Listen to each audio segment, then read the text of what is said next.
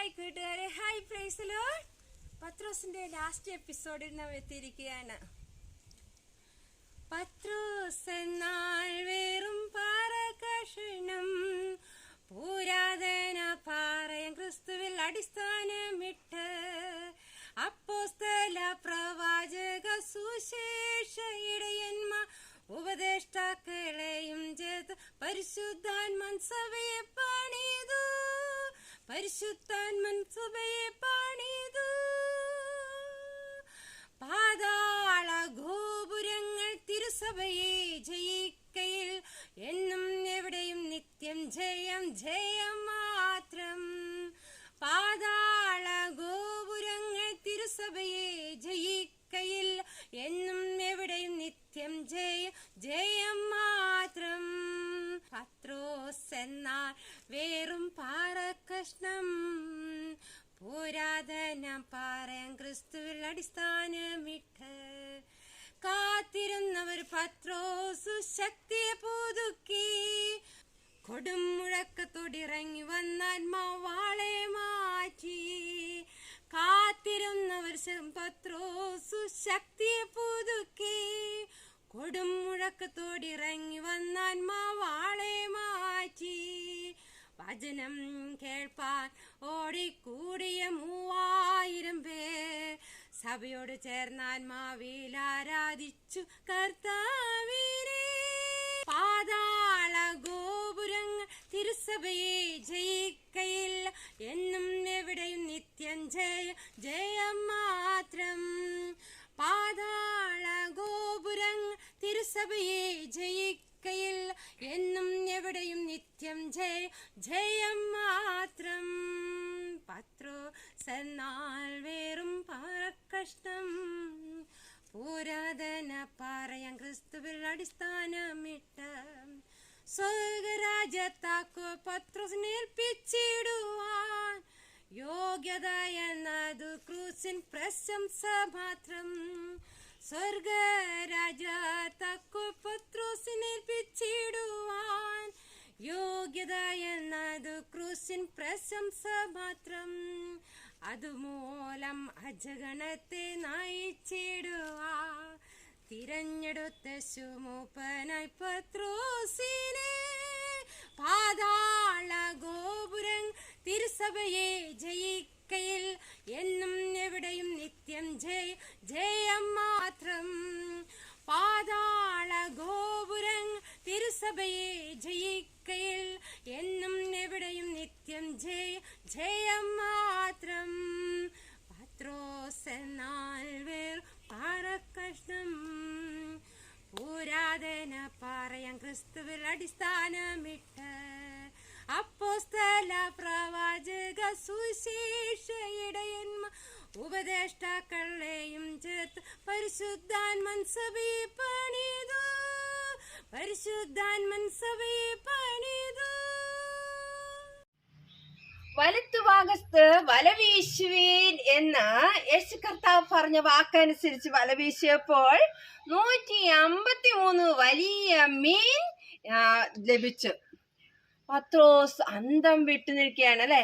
എന്നാൽ നമുക്ക് കഴിഞ്ഞ പ്രാവശ്യം ചിന്തിച്ചതാണ്.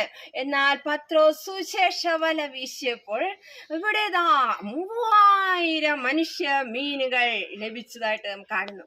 അതെ, 3000 പേർ മാനസാന്തരത്തിലേക്ക് കടന്നു വന്നു. 3000 പേർ സ്നാനമേറ്റു ദൈവസഭയോട് ചേർന്നു. ഹല്ലേലൂയ. പിന്നീട് കൂടുതൽ കൂടുതൽ കാര്യങ്ങൾ പത്രോസിനെ കൊണ്ട് ദൈവം പ്രവർത്തിച്ചു. ദൈവാലയ ഗോപുരത്തിങ്കിൽ ഭിക്ഷ അയച്ചിരുന്ന മുടന്തന് കിട്ടിയ സൗഖ്യം അത്ഭുതകരമായിരുന്നു. അതെ, വെള്ളിയും പൊന്നും എനിക്കില്ല, ഞങ്ങൾക്ക് ഇതൊന്നുമില്ല, എങ്കിലും നസ്രയനായ യേശു ക്രിസ്തുവിന്റെ നാമത്തിൽ നടക്ക എന്ന് പറഞ്ഞ് അവന്റെ വലത് കൈ പിടിച്ചെഴുന്നേൽപ്പിച്ച അവൻ കുതിച്ചെഴുന്നേറ്റു എന്നാണ് നാം കാണുന്നത്. അതെ, നടന്ന തുള്ളിയും കൊണ്ട് ദൈവത്തെ അവൻ സ്തുതിച്ചു എന്ന് കാണാനായിട്ട് സാധിക്കുന്നു. അപ്പോസ്തല പ്രവൃത്തിയിൽ നമുക്ക് പിന്നെയും ഒത്തിരി കാര്യങ്ങൾ ദർശിക്കാൻ കഴിയും. അനന്യാസ് സഫീരി അവർ പരിശുദ്ധാത്മാവിനോട് വ്യാജം കാണിച്ചു എന്ന് നമുക്ക് കാണുന്നത്. അത് പത്രോസാണ് അത് വെളിപ്പെടുത്തിയപ്പോൾ അവർ പ്രാണനെ വിട്ടു മരണപ്പെട്ടു. എന്നാൽ അവിടെയുള്ള എല്ലാവർക്കും മഹാഭയം ഉണ്ടായി. ആ നാളുകൾ അനേകർ കർത്താവിൽ വിശ്വസിച്ചു കൊണ്ടിരുന്നു. മഹാപുരോഹിതന്മാരും അതുപോലെ സദൂക്യരുടെ മതക്കാരൊക്കെയും ഇത് കണ്ട് അസൂയ നിറഞ്ഞ് എഴുന്നേറ്റ് അപ്പോസ്തലന്മാരെ പിടിച്ച് പൊതു തടവിലാക്കി എന്ന് നാം കാണുന്നു. എന്നാൽ കർത്താവിന്റെ ദൂതൻ കാരാഗൃഹവാതിൽ തുറന്ന് അവരെ പുറത്തു കൊണ്ടുവന്ന് അവരോട് പറഞ്ഞു, നിങ്ങൾ ദൈവാലയത്തിൽ ചെന്ന് വചനം എല്ലായിടവും പ്രസ്താവിപ്പീൻ, എല്ലാ ജനത്തോടും പ്രസ്താവിപ്പീൻ എന്ന് പറഞ്ഞു. അവരങ്ങനെ തന്നെ ചെയ്തു. പിന്നെ പത്രോസ് എല്ലായിടവും സഞ്ചരിക്കൽ ലുദ്ദയിലുള്ള അയനയാസ് എന്ന ഒരു പക്ഷപാതക്കാരനെ സൗഖ്യമാക്കുന്നതായിട്ട് കാണുന്നു. അവിടെ അനേകർ കർത്താവിൽ വിശ്വസിച്ചു.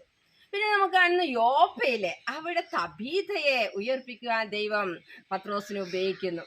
അതെ, മുട്ടുകുത്തി പ്രാർത്ഥിച്ച് ശവത്തിന് നേരെ തിരിഞ്ഞ് തബീതയെ എഴുന്നേൽക്ക എന്ന് പറഞ്ഞപ്പോൾ അവൾ ജീവൻ പ്രാപിച്ചു എന്ന് നമുക്ക് കാണുന്നു.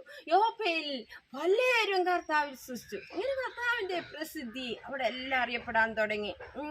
പിന്നീട് നാം കാണുന്നത് കൈസരിയിലെ കൊർന്നല്യോസ് എന്ന ശതാധിപൻ സൽക്രമം ചെയ്യുന്നവൻ, ഭക്തനാണ്. എന്നാൽ അവിടേക്കും ആരെ വിട്ടു? കർത്താവ് പത്രോസിനെ അയക്കുന്നു. അങ്ങനെ പത്രോസിന് സുശേഷം അവിടെ നിന്ന് കേൾക്കുകയും കൊർന്നല്യോസും അവിടെ ചാർച്ചക്കാർ അവിടെ കൂടിയിരുന്നവരെല്ലാവരും കർത്താവിൽ വിശ്വസിക്കുന്നതായിട്ട് നാം കാണുന്നു. ഇങ്ങനെ ജാതികളും വചനം കൈക്കൊള്ളുവാൻ മുഖാന്തരമായി തീർന്നു. അക്കാലത്ത് ഹെരോദ രാജാവ് സഭയിൽ ചിലരെ പീഡിപ്പിക്കേണ്ടതിന് കൈനീട്ടി. യോഹന്നാന്റെ സഹോദരനായ അതായത് യാക്കോബിനെ വാൾ കൊണ്ട് കൊന്നു. എന്നാൽ ഇത് യഹൂദന്മാർക്ക് പ്രസാദമായി എന്ന് കണ്ടപ്പോൾ പത്രോസിനെയും പിടിച്ചു. പത്രോസിനെ ഇപ്പോൾ കാരാഗ്രഹത്തിൽ ഇട്ടിരിക്കുകയാണ്. 2 പടയാളികളുടെ നടുവില് അവൻ ഉറങ്ങുകയാണ്. ഈ സമയത്ത് എന്താ സംഭവിക്കുന്നത്? ദൈവസഭ ശ്രദ്ധയോടെ പത്രോസിന് വേണ്ടി പ്രാർത്ഥിച്ചുകൊണ്ടേയിരുന്നു. മാത്രമല്ല വാതിലിന്റെ മുമ്പിൽ കാവൽക്കാർ കാരാഗൃഹം കാത്തുകൊണ്ടേയിരുന്നു. പെട്ടെന്ന് കർത്താവിന്റെ ദൂതൻ അവിടെ പ്രത്യക്ഷമായി. അറയിൽ ഒരു വെളിച്ചം പ്രകാശിച്ചു. അവൻ പത്രോസിന്റെ വിലാപ്പുറത്ത് തട്ടി പറഞ്ഞു, വേഗം എഴുന്നേൽക്ക എന്ന് പറഞ്ഞു ഉണർത്തി. ഉടനെ അവന്റെ ചങ്ങല കൈമിൽ നിന്ന് വീണുപോയി. ദൂതൻ അവനോട് അരകെട്ടി നീ ചെരുപ്പ് മുറുക്കുക എന്ന് പറഞ്ഞു. എന്നിട്ട് നിന്റെ വസ്ത്രം പുതച്ച് എന്റെ പിന്നാലെ വരിക എന്ന് പറഞ്ഞു. അങ്ങനെ അവ 1-ാം കാവലും 2-ാമത്തതൊക്കെ കടന്ന് പട്ടണത്തിൽ ചെല്ലുന്ന ഇരുമ്പുവാതിൽക്കലെത്തി. അതവർക്ക് സ്വതവേ തുറന്നു. അവർ പുറത്തിറങ്ങി ഒരു തെരുവ് കടന്നു. ഉടനെ ദൂതൻ അവനെ വിട്ടുപോയി. പത്രോസിന് സ്വബോധം വന്നിട്ട് അവൻ മനസ്സിലായി തന്നെ ദൂതൻ വിടിയിച്ചിരിക്കുകയാണ്. ഉടനെ പത്രോസ് എന്താ ചെയ്തെന്നറിയാമോ? നേരെ പ്രാർത്ഥിക്കുന്ന സഹോദരങ്ങളുടെ അടുക്കിലേക്ക് പോയി. എന്നിട്ട് അവിടെ വാതിൽ മുട്ടി. ഈ സമയത്ത് രോധ എന്ന ബാലിക്കാരത്തി അവന്റെ സ്വരം തിരിച്ചറിഞ്ഞു. അവൾ വാതിൽ തുറക്കുമ്പോൾ അവൾ സന്തോഷം കൊണ്ട് തുള്ളിച്ചാടിക്കൊണ്ട് അവരുടെ അടുക്കിലേക്ക് പോയി പറഞ്ഞു, പ്രാർത്ഥിക്കുന്നതിനോട് പറയാണ്, പത്രോസ് വന്നിട്ടുണ്ട്, പത്രോസ്. പക്ഷെ അവര് പറഞ്ഞു, ഏയ് അത് നിനക്ക് തോന്നിയതാ, അങ്ങനെയൊക്കെ പറഞ്ഞ് അവർ അവിടെ വിശ്വസിച്ചില്ല. എന്നാൽ ഈ സമയത്ത് പത്രോസ് മുട്ടിക്കൊണ്ടേയിരുന്നു. അപ്പോൾ ഉടനെ അവർ വന്ന് വാതിൽ തുറന്ന് പത്രോസിനെ കണ്ട് അത്ഭുതപ്പെട്ടു, സന്തോഷിച്ചു, വളരെ ആശ്ചര്യം. ഈ സമയത്ത് പത്രോസ് പറഞ്ഞു, മിണ്ടല്ലേ അതിങ്ങനെ പറഞ്ഞ് അവരവിടെ ഇരുന്ന കർത്താവിന്റെ വീര്യപ്രവൃത്തികളെ, കർത്താവ് ദൂതൻ വെടിവെച്ച കാര്യങ്ങളെല്ലാം പത്രോസ് അവരോട് വിവരിച്ചു പറഞ്ഞു. ഈ സമയത്ത് ഹെരോദാവ് നമ്മുടെ പത്രോസിനെ അന്വേഷിച്ചിട്ട് കാണായികയാൽ കാവൽക്കാരെ കൊല്ലുവാനായിട്ട് കൽപ്പിച്ചു. പിന്നീട് കാണുന്നത് ഹെരോദാവിനെ ദൂതൻ അടിച്ച കാര്യവും അവൻ കൃമിക്കരായി പ്രാണനെ വിട്ടു എന്നൊക്കെയാണ് നമ്മൾ ആ അധ്യായത്തിൽ കാണുന്നത്. ഇവിടെ പത്രോസ് കർത്താവിന് വേണ്ടി പിന്നെയും മുന്നോട്ട് കുതിക്കുകയാണ്.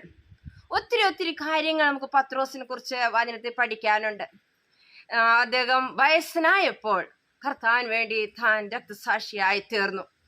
തന്നെ തലകീഴായി ക്രൂശിച്ചു എന്നാണ് ചരിത്രം പറയുന്നത്.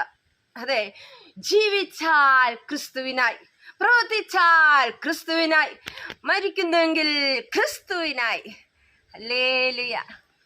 നമുക്ക് ഇന്നത്തെ വാക്യം 1 പത്രോസ് 4:13. ക്രിസ്തുവിന്റെ കഷ്ടങ്ങൾക്ക് പങ്കുള്ളവരാകും തോറും സന്തോഷിച്ചുകൊള്ളുവിൻ. അങ്ങനെ നിങ്ങൾ അവന്റെ തേജസ്സിന്റെ പ്രത്യക്ഷതയെ ഉല്ലസിച്ച് ആനന്ദിപ്പാൻ ഇടവരും. 1 പത്രോസ് 4:13. നമുക്കറിയാം, പത്രോസ് നല്ല മനോഹരമായ ലേഖനം 1 പത്രോസ് 2 പത്രോസ് എന്നുള്ള പുസ്തകം നമുക്ക് പുതിയ നിയമത്തിൽ കാണാനായിട്ട് സാധിക്കും. അത് നമ്മുടെ പത്രോസ് എഴുതിയ ലേഖനങ്ങളാണ്. വളരെ അഗാധമായ കാര്യങ്ങൾ അദ്ദേഹം എഴുതിയിരിക്കുന്നു. നമ്മുടെ കർത്താവ് വരാൻ താമസിക്കുന്നത് എല്ലാവരും മാനസാന്തരപ്പെടണമെന്ന് ആഗ്രഹിച്ച് ഇച്ഛിച്ചുകൊണ്ട് ദീർഘക്ഷമയോടെ കാത്തിരിക്കുകയാണെന്ന് അദ്ദേഹം എഴുതി. മാത്രമല്ല, ഈ ഭൂമിയും സകലവും തീക്കാട്ടി സൂക്ഷിച്ചിരിക്കുന്നു എന്ന് അദ്ദേഹം എഴുതി. ഇങ്ങനെ ഒത്തിരി കാര്യങ്ങൾ അദ്ദേഹം നമ്മൾ വിശ്വാസത്തോട് വീര്യത്തോട് അങ്ങനെ കൂട്ടിക്കൊള്ളേണ്ടതായ അനേക കാര്യങ്ങൾ, ഇങ്ങനെ നമ്മൾ ആത്മീയമായി നമ്മൾ കർത്താവിന് വേണ്ടി പറ്റിച്ചേർന്ന് മുമ്പോട്ട് പോകുന്നതായ ഒത്തിരി കാര്യങ്ങൾ പത്രോസിന്റെ ലേഖനത്തെ നമുക്ക് കാണാനായിട്ട് സാധിക്കുന്നു. ശത്രുത്വം വർദ്ധിച്ചാൽ, പീഡകൾ കൂടിയാൽ, ക്രൂശിന്മേൽ കാണുന്ന സ്നേഹത്തെ ഓർക്കുഞ്ഞാൻ, ക്രൂശിന്മേൽ കാണുന്ന സ്നേഹത്തെ